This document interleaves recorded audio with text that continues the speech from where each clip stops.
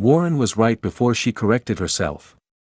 Elizabeth Warren has issued serial apologies for saying, when asked whether Joe Biden should keep Kamala Harris as his running mate, "I really want to defer to what makes Biden comfortable on his team." She went on to say, "I like Kamala, which is what we call damning with faint praise." Nothing Warren subsequently said erases her original message. As for her implication that Harris has been a problematic vice president for Biden, well, Warren is right about that. Harris has been prone to gaffes and doesn't understand that California swagger married to identity politics is not universally beloved by American voters. Biden's dilemma resembles John McCain's in 2008, when the Republican chose Sarah Palin as his running mate. A former governor of Alaska, Palin looked okay on paper. But when she burst onto the national scene, Palin shocked the world as an obnoxious ignoramus. McCain was 71 years old, and so voters had to seriously consider who would replace him if he died. Biden is 80, and so his choice of vice president also figures more strongly into voters' calculations than might have otherwise been the case. This writer is convinced that McCain could have beat Barack Obama had he not had the wildly unqualified Palin hanging around his neck. Now, Harris isn't 100th as unqualified as was Palin. She is clearly informed and has not embarrassed the United States as vice president. But there's this record of problematic conduct. Biden seems to understand that the issue of security at the southern border has become a liability for any re-election campaign. He has thus recently toughened the rules against hollering by some on the left. That was smart politics and policy. He surely must regret having put Harris in charge of the border early on. Having to defend Biden's previously wishy-washy stance wasn't an enviable assignment.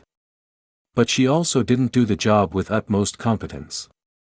Example, when she was planning a trip to the border, Representative Henry Cuellar, a Democrat representing part of the Rio Grande Valley, called her office for a talk.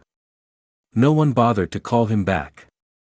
There's some unfortunate video of that first Democratic presidential debate in 2020, when Harris lunged for Biden's throat over his purported opposition to busing schoolchildren for purposes of racial integration. The icky optics included her strutting past the other candidates and declaring herself the only black person on this stage, as though that should have clinched the deal for her. That was most unpleasant, in addition to being blatantly dishonest. Go into her record and you learn that Harris opposed forced busing, not the voluntary kind. That was exactly Biden's stance. Why Biden made her his running mate floors me to this day. As it happens, Harris's mother was a medical researcher from India and her father, a Jamaica-born professor of economics at Stanford University. Harris was hardly a disadvantaged victim of Jim Crow. And as far as political skills and charm were concerned, she was no Barack Obama. Diversity arguments have gotten old in any case. I never believed that it's time for a female president or that a person of color is necessarily preferable over a white candidate. Nor did Representative Jim Clyburn, Democrat of South Carolina and civil rights icon.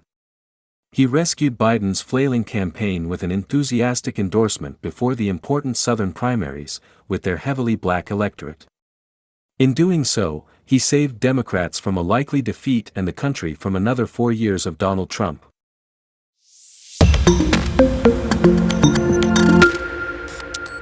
Warren was right before she corrected herself. Elizabeth Warren has issued serial apologies for saying, when asked whether Joe Biden should keep Kamala Harris as his running mate, "I really want to defer to what makes Biden comfortable on his team." She went on to say, "I like Kamala, which is what we call damning with faint praise." Nothing Warren subsequently said erases her original message. As for her implication that Harris